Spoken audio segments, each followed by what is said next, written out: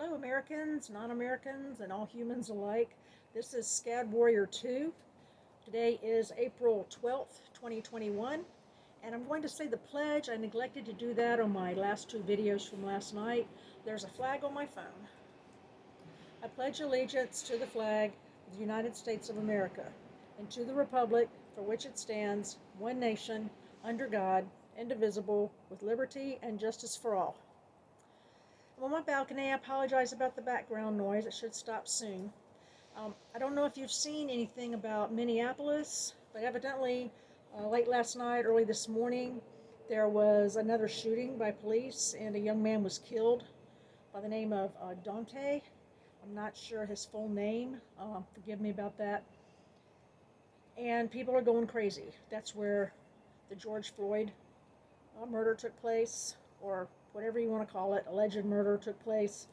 And jury selection is happening now, and people are already on edge.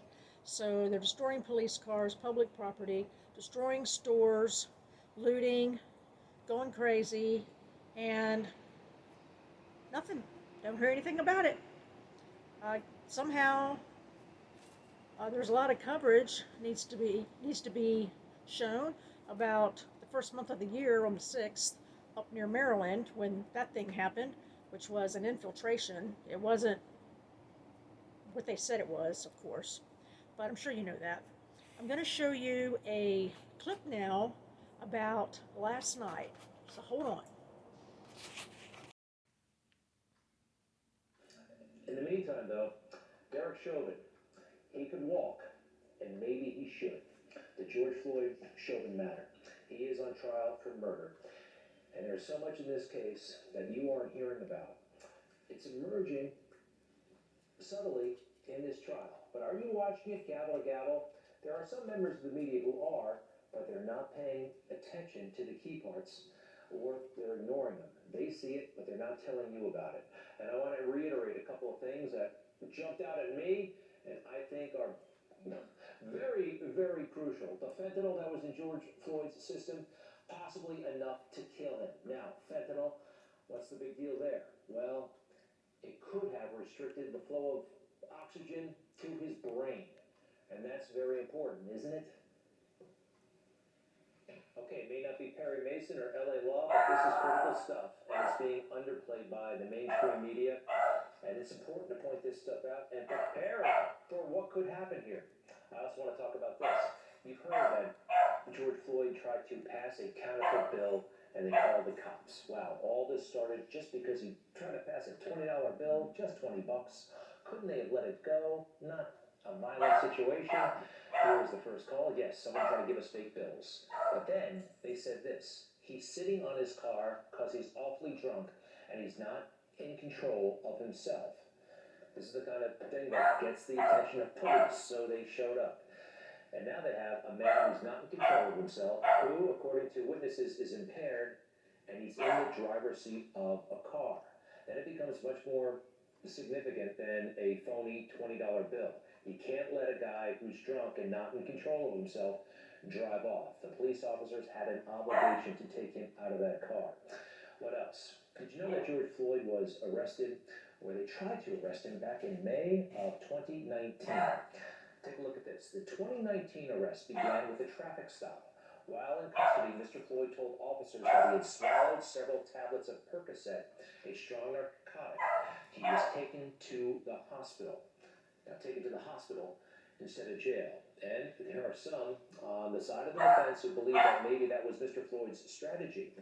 If he had a medical seizure or episode, if he took more drugs, maybe this time the cops would take him not to jail, but to the hospital, just like they did in 2019.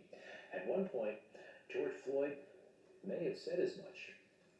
At one point, was George Floyd saying, I ate too many drugs? That was a contention of the defense. They went back and forth, but that's something he could have uttered. What does the jury make of this? We don't know. We don't know. But I would not be shocked at all. I don't think I would even be surprised at this point if they found Chauvin not guilty of murder and even manslaughter. We'll see. It's up to them. But if that happens, I think the public should be ready. I think it would be great to avoid something like what happened in 1992 after the Rodney King verdicts. All hell broke loose in half the country, but particularly in Los Angeles. It was awful, it was horrific, and this time I think it's avoidable. Although it might be too late because the media have sold everyone incomplete picture of what happened here. All right, time for H&R Blockhead, Joe Biden and his... Wow.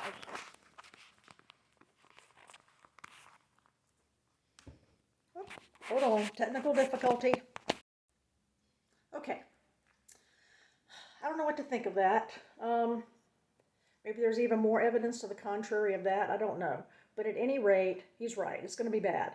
And I have a feeling that some other things are going to happen before that verdict of the trial. I'm afraid we may have more shootings, some in public places, some in private places like church or school or whatnot, because the left has just gone crazy about gun control. As I said earlier, Flashbang, the masked man, you know who I mean, said that no amendment is absolute. Like, really? No amendment is absolute. So, they're coming after our guns again. Well, still, this time harder. And I guess it's Bezos or whatever his name is, the Francis guy. I guess he's over that. I don't really know. But yeah, they have to turn the public against the guns. You know, it's not the guns, it's the people. That's like, you know, all the overweight people saying, "Oh, it wasn't me, it was a spoon." So we take away spoons from everybody. No, pretty ludicrous, right? Yeah. So plus another thing is, I think there's 190,000 unaccompanied minors in the last for February and March. Did you know 90% of those are males that are like 12 to 17? That's kind of alarming to me. We have that many people that speak another language that most of us aren't familiar with, and they haven't been taught about toxic masculinity, and they haven't been taught about men being weak and that type of thing, men not being men. They have been taught quite the contrary, that you fight, which is what they did to get up here in the first place. So I just think that's a little alarming that there's that many unaccompanied male minors in the country. That's my beagle again. My goodness, hold on.